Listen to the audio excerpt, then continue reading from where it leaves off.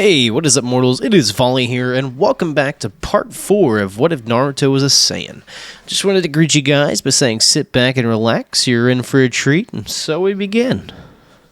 After the outstanding ordeal that Team 7 had encountered on their journey to deliver the bridge builder to his homeland, they had finally arrived to the Land of Waves. Tazna had hosted the group in his family home, though after his sudden and horrific transformation, had kept his distance from Naruto. His team had seemed rather distant after the destruction he had caused, though curiosity had gotten the best of them. Surprisingly, the first of the getting to approach the blonde with questions regarding his situation was Sasuke. Naruto already felt like an outsider, but this destructive power that lay dormant within the blonde caused the two shinobi to establish a sort of kinship. Through the decades, the Uchiha clan had been treated as second-class citizens within the village hidden in the leaves, with some thinking they could betray them and try to conquer them at any time. The two shinobi had something that caused the village leaders to look down upon them, though in the blonde's case, it was just his strange biology, and for Sasuke, it was his clan's powerful dojutsu. Sakura later joined the two, but remained quite jumpy around the orange-clad shinobi, fearing that he could once more transform. It took some time, but she calmed down and then grew closer as comrades. With some influence from their Jonin teacher, Kakashi was still healing after his ribs were injured in the previous battle, but was now able to be on his feet. After 2 weeks, the bridge was almost complete, but a familiar adversary for the land was about to make their sudden return. As Tazna was working with his crew, a large group of mercenaries followed a small man dressed in fine clothing. "Didn't I tell you this was my turf, Tazna? I told you if you continued, I would have your head. I've come to collect," said the man as he adjusted his shades and grew a wicked ear-to-ear grin, the men around him adjusting their weapons, ready to start an assault. Promptly, Kakashi and Team 7 appeared. They were previously informed of a possible attack while the construction of the bridge was underway. Team 7 took care of the armed goons rather easily, and the suited man ran for his life to escape. The man ran onto a ship that had been docked by the water, attempting to escape and return with reinforcements, though what he had encountered was bone-chilling. "Move, we gotta get out of here," yelled the man as he boarded the ship. His breath was heavy, and he was sweating profusely. Looking around, his eyes widened, and the hairs on the back of his head stood on end. His blood growing cold. Around him, the crew of his ship had all been murdered, with frozen senbons protruding from their throats, eyes, and chests. "Hello, Gato," said Haku, as he stood behind him holding the executioner's blade to his neck. "Your travels end here." With a single swing, the man's head fell and rolled to the ground, his reign of terror finally over. After peace was restored to the Land of Waves, and the bridge was finally built to reestablish supply lines to the land, Team 7's job was complete. After several weeks in the land, the team now finally recovered and ventured back to their homeland, Konoha. Upon reaching the village, Kakashi had gone straight to the Hokage's office and was debriefed regarding the events that had transpired. Due to the chaos that occurred from Naruto's transformation, he was obligated to inform the village of all that transpired.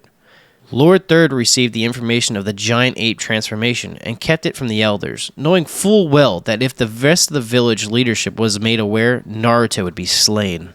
"Kakashi Hatake, I congratulate you on a job well done. Now of Naruto's condition," spoke Lord Hokage, as his tone got rather serious. "I will ask you to keep this between us and your team. We wouldn't want to alarm the others." He concluded his request in a low, hushed tone towards the Jonin. "Understood, Lord Hokage." The silver-haired man bowed and proceeded to exit the room, a weight being lifted off his shoulders, at least for now. The Jonin proceeded to announce to Team 7 that the Chunin exams are soon approaching, and that he had signed his students up to participate. "Awesome! Just you wait, I'll end up being a Jonin like you in no time at all!" shouted the ever-excitable Naruto, while from behind, Sakura landed her fist right at the top of his skull, causing him to squat down and hold the protruding bump from his head. "Come on, idiot, we have to focus. It's not all about you, you know," chastised the pink-haired Kunoichi, though internally she knew that with Naruto's potential, he could outclass them all very quickly, but she didn't want to admit it. "Yeah, loser. If anyone's going to be Jonin, it's going to be me," Sasuke said, a cocky smirk resting on his face. The blonde glared daggers at his allies, which caused the pink-haired girl to flinch involuntarily, thinking about what happened in their mission. Naruto, I'm sorry. She apologized, looking away a bit ashamed that she so suddenly shifted, showing fear for her teammate. The Uzumaki boy grew quiet and looked down as he stood in the center of the group. After just a second, Naruto slammed his fist onto his palm, and his infectious smile once more appeared on his face. It's fine. Nothing's gonna stop me. Believe it. Sasuke sighed at his words, while Sakura smiled, a gentle laugh escaping her. Okay, settle down, guys. We have training to do, chimed in Kakashi, interrupting the situation, a smile on his face from the unity his team was showing, even after such a disaster. During the month before the exams, Kakashi focused on teaching his students to master the chakra control and genjutsu dispersal. Sakura was trained to further develop her genjutsu capabilities. Sasuke was told to focus on his fire element mastery, while Naruto had a certain jutsu that Kakashi found appropriate for him to learn the principles of. The training was intense, but it did see fruit during the time provided, as the three students bettered themselves exponentially. Now, just days before the exam, Naruto walked by the village streets on his way to visit his old mentor, Iruka, at the academy. He had been planning on inviting him out to eat to catch up, but he was in for a surprise on this day. The blonde was messing around his frog wallet as he walked through the streets, not paying attention to his surroundings.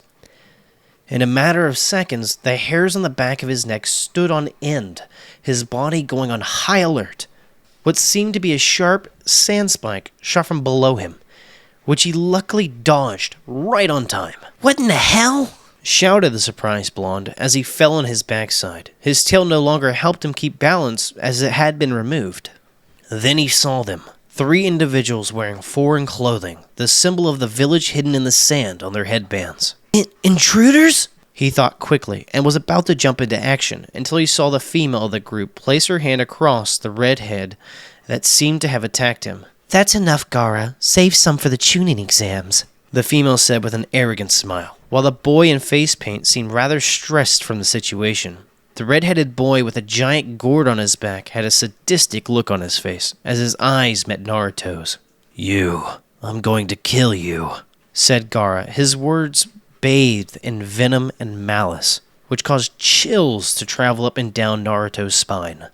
Oh yeah? I'd love to see you try, challenged the once-tailed boy, as he jumped to his feet and started reaching behind him for his kunai.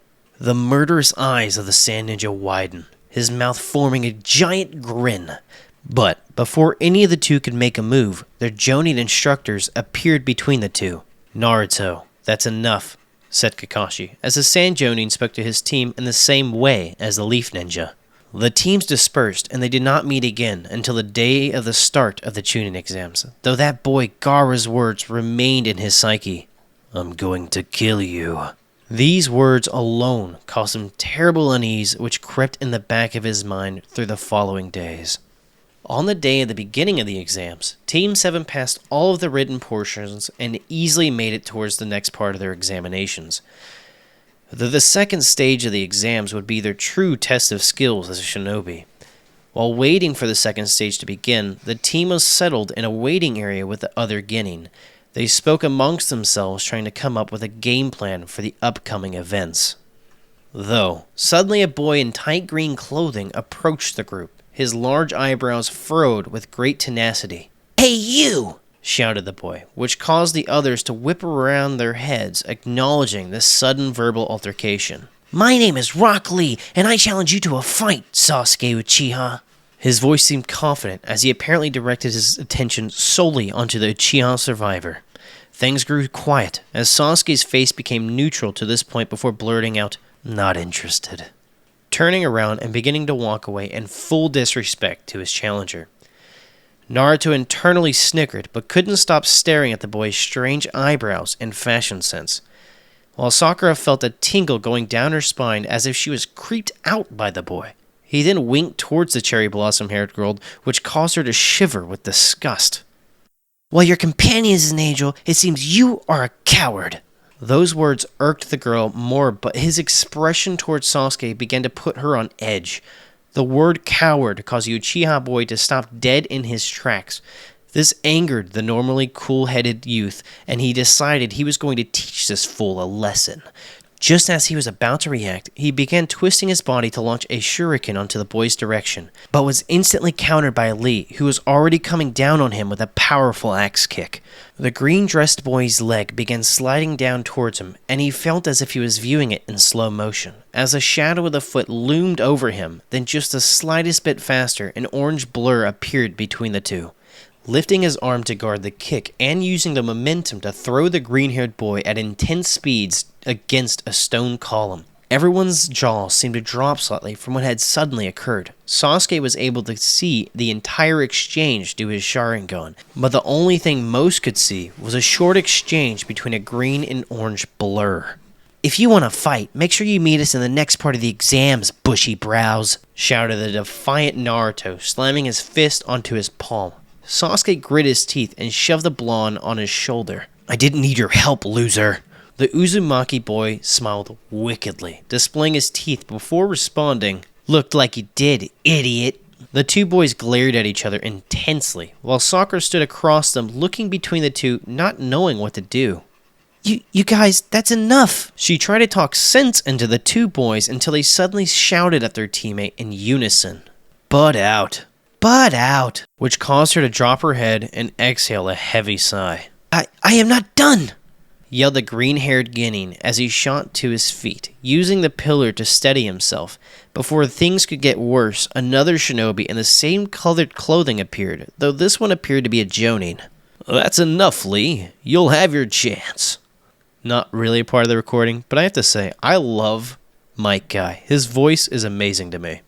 The boy known as Rock Lee bowed towards the apparent jonin teacher and walked away while shooting daggers towards Team 7. In this stage, Team 7 alongside the other passing Genin teams from various villages would enter the Forest of Death. They would have 5 days to make it to a tower on the other side with 2 scrolls, one of heaven and one of earth. The teams would start with one each, and they would need to defeat the other to complete the set. If they were to open these ahead of time, they would fail. As the proctor signaled, the multitude of youth ventured into the shadows of the Forest of Death for their chance at becoming Chunin. Thank you all for indulging yourselves in the story thus far. Hope you enjoyed it. Now there are a few more things that I'd like to go over before the video ends. Firstly, we've got a primary channel called We the Celestials. We the Celestials is what we do here already, but their content is centered around the crazy world and lore of My Hero Academia. So please, check us out over there if you're feeling in the mood for a roller coaster of quirky content. We also have another relative to our channel, Anime Deep Dive. Anime Deep Dive goes deep into the facts and lore of a wide variety of anime. It's sure to expand your weeb knowledge for all kinds of series, guaranteed. I'd like to let you all know on behalf of We the Celestials, I'd like to thank everyone involved in the production of today's awesome content. Their details will be in the description below. If you're perhaps interested in what we do here at WTC, then I would like to extend out an invitation to join the team. The only caveat being we only accept members 16 and older to join our crew. You can find us on our Discord, which you can locate in the description below. Our Discord is an all-around fantastic place to be, whether you're a fan or looking to join our band of misfits. All you gotta do is hit up that recruitment server and sign up for whichever category of work fulfills your interests. We're always looking for new members to join us. Well, that's it for today's video, so thank you all for watching and have a great day.